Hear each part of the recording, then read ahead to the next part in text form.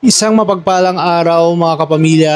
Matapos mailigtas ni Jalil si Dato Rachman mula sa kamay ng sindikato, muling nagkaroon ng pag-asa ang kanilang pamilya. Habang humihintawad si Osman kay Marcos dahil hindi nila naprotektahan si Dato Rahman, sinabi naman ni Marcos na wala na silang magagawa dahil natuntunan ng mga kalaban ang kanilang safe house. Ngunit naniniwala siya na mas mabuti nang si Jalil ang nakasama ni Dato Rachman dahil ibig sabihin ay buhay pa ito at ligtas pa sa mga taong nais siyang patahimikin. Samantala unti-unti namang nabubunyag ang mas malalim na sabuatan sa loob ng NLEA at SID.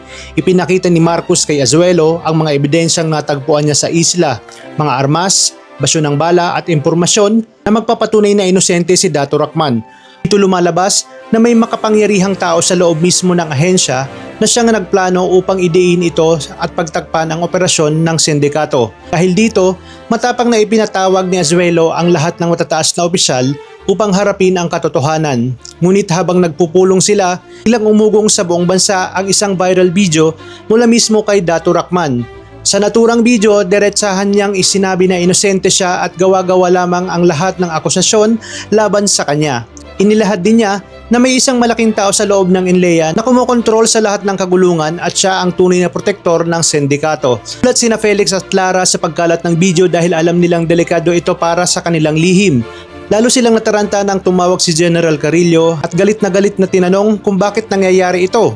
Nabigo silang tuluyang mapatahimik si Dato Rachman kaya ngayon ay nagsisimula ng lumabas ang buong katotohanan. Sa loob ng pagpupulong, galit na galit ang ilang matataas na opisyal kay Marcos dahil sa patuloy nitong paglantad ng katiwalaan. Inakusahan pa nila si Marcos na sinisira nito ang pangalan ng NLEA. Ngunit sa likod ng kanilang galit, alam ni Marcos na takot lamang silang hindi mabunyag dahil sila mismo ang mga sangkot sa sindikato. Kabila ng lahat, naging buo ang desisyon ni Azuelo. Kahit malapit na siyang magretiro, hindi niya hahayaang manatiling bulok ang sistema ng NLEA at SID.